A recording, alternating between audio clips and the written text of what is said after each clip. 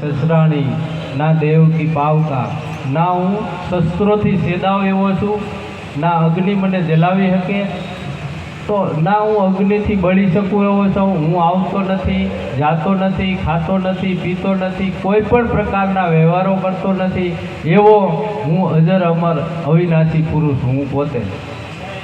તો જે આવતો જાતો ખાતો પીતો નથી, જેને કોઈ પણ પ્રકારના બંધન નથી, એવો આત્મા છે. અને દેહ છે તો દેહ એક જ વખત જન્મ ધારણ કરે. આ દેહ છે એ એક જ વખત જન્મ થાય, ફરીને આ દેહ પાછો જન્મવાનો નથી. એટલે દેહ પણ મરણ ધર્મા છે. એટલે દેહનું પણ એક જ વખત આવવું, એટલે એને પણ એવું કહી શકાય કે એ પણ આવતું જાતું નથી. તો હવે જે જન્મ અને મરણનું બંધન થયું છે એ કોને થયું સમજવાનું? આત્મા જન્મ મરણથી પર છે. શરીર છે એ એક જ વખત જન્મે છે અને એનો વિકાસ થાય અને એનો નાશ થાય છે. તો હવે શરીરને જન્મ મરણ નથી, આત્માને જન્મ મરણ નથી, તો આ વચ્ચે જન્મ મરણ થયું છે કોને?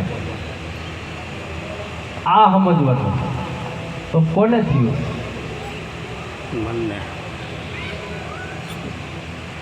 જે આપણી વાસના છે, જે કામનાઓ છે, એને જન્મ મરણ છે. એટલે વેદની અંદર એમ કીધું કે આશાયમ બધ્યતે લોકઃ કર્મણામ પરિબધ્યતે તસ્માતેહિ જાગ્રોહિ જાગ્રોહિ કામુ ક્રોધુ લોભુ મોહુ દેહ તસ્કરા. આ દેહ છે એમાં હણાઈ રહ્યો છે. કેમાં? તો કે કામની અંદર, ક્રોધની અંદર, લોભની અંદર, મોહની અંદર. જન્મ દુઃખમ, જરા દુઃખમ, અને છેલ્લે તો કે મૃત્યુનું દુઃખ. આ બધાય દુઃખની અંદર આશા, જે આશા છે, એમ કીધું ને કે આશા યા વાસા અને સુરતા યા દેહ ધરતા. તો જે આશા છે એને જન્મ મરણનું બંધન છે. એને કીધું મહાપુરુષોએ સૂક્ષ્મ શરીર. આજે વૈજ્ઞાનિકોએ સાબિત કર્યું કે આ શરીરમાંથી આના જ આકારનું સૂક્ષ્મ શરીર બહાર નીકળે. એને 4-5 પ્રયોગો કર્યા. એમાં એક ઉંદરને આમ શોટ આપી અને એનું મૃત્યુ કર્યું, તો ઉંદરના આકારનો એક દેહ નીકળ્યો. એવા 4-5 જીવો ઉપર એને પ્રયોગ કર્યો અને છેલ્લે એક મનુષ્ય ઉપર પ્રયોગ કર્યો. તો એને જોઈ અને એમ કીધું કે આ જ આકારનું એક સૂક્ષ્મ દેહ છે આની અંદરથી નીકળે. તો આપણે સૂક્ષ્મ દેહને સમજવો પડશે ને, કેમ કે આ સ્થૂળ દેહ તો આપણે જોઈ રહ્યા છીએ. તો સ્થૂળ દેહ પછીનો જે દેહ છે એને સૂક્ષ્મ દેહ કીધો. સૂક્ષ્મ દેહ પછીનો જે દેહ છે એ કારણ દેહ છે, અને કારણ દેહ પછીનો જે દેહ છે એ મહાકારણ દેહ. તો કર્મ કારણથી આ જગત બંધાણું અને એનું મૂળ નામ છે માયા. તો કર્મ અને કારણ. કર્મ તો કે માતા પિતાએ કર્મ કર્યું એટલે આ શરીર બંધાણું, અને કારણ દેહ એની સાથે પડ્યો. કારણ દેહ કર્મની સાથે કારણ દેહનું ભળવાનું થયું, એને કીધી માયા. તો હવે સૂક્ષ્મ દેહ એટલે મન, સૂક્ષ્મ દેહ એટલે મન, કારણ દેહ એટલે પ્રાણ, અને મહાકારણનું આપણાને જ્ઞાન આપ્યું ગુરુએ. નાદની ઝાલરી વાગે નિરંતર છત્રીસ એમાંથી સુર કરે, જેને દેખીને કે દેવોના કાજ કરે. અમને એવા એવા કોઈ સંત મળે, કોઈ મહાપુરુષો મળે, તો એ મહાકારણનો આપણને સદગુરુએ બોધ આપ્યો છે. એટલે 3 ગુણ કા હમ હે ત્યાગી, એમાંથી 3 ગુણની ઉત્પત્તિ થઈ. અ ઉ ને મ, અકાર ઉકાર અને મકાર.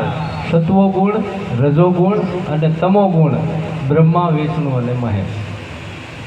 આ 3 ગુણની ઉત્પત્તિ કેમાંથી થઈ? તો કે ઓમ જે છે ને, આપણે દોરેલો ઓમકાર હોય ને, એ ઓમને તમે જોજો. એ ઓમ છે એ કોઈ શબ્દ નથી. ઓમ છે એ કોઈ શબ્દ નથી. એને અનાહત નાદ કહેવામાં આવ્યો. જે અનાહત એટલે કોઈની, મહાવીરના ઉપદેશમાં એક હાથની તાળીનો અવાજ કીધો. મહાવીર સ્વામીએ એક હાથની તાળીનો અવાજ, મહાવીર સ્વામીને એના ગુરુએ કીધું કે જા એક હાથની તાળીનો અવાજ સાંભળ્યો. 12 વર્ષ સુધી મહાવીર સ્વામી તપ કર્યું, સાધના કરી, ધ્યાન કર્યું. એક વૃક્ષમાંથી અવાજ આવતો ને તો ગુરુ પાસે દોડીને આવ્યો, ભગવાન મને એક હાથની તાળીનો અવાજ મળી ગયો, બોલ બોલ બોલ જલ્દી. તો કે ભાઈ ધ્યાન કરતો વૃક્ષમાંથી અવાજ આવતો એ કે ઈ નહીં, પાછો જા, પાછો 12 વર્ષ, એમ 36 વર્ષ સુધી સતત અભ્યાસ કર્યો ને પછી એને બહારની દ્રષ્ટિ બંધ કરી અને અંતરદ્રષ્ટિ કરી કે હવે બહાર તો નહીં જ હોય. 36 વર્ષે જ્યારે બોધ થયો કે મારા ઘટની અંદર જ ઘડિયાળ વાગી રહી છે અને એનું ધ્યાન મળતા ગુરુમાં જ્ઞાન ગુરુએ એને બાદ ભરી લીધી. અને એ જ ઉપદેશ આપણાને અત્યારે સદગુરુ 5 જ મિનિટમાં આપે, પણ અત્યારે પામરને પ્રતીત નથી આવતું. એ જ ઉપદેશ સદગુરુ આપણાને 5 જ મિનિટમાં આપી દે ને એટલે એનામાં પ્રતીત નથી. ખરેખર સાચું છે ખોટું? આપણે 15,000નો મોબાઈલ આપણા મહેનતના પૈસાથી લીધો હોય ખોવાઈ જાય કેટલું દુઃખ થાય,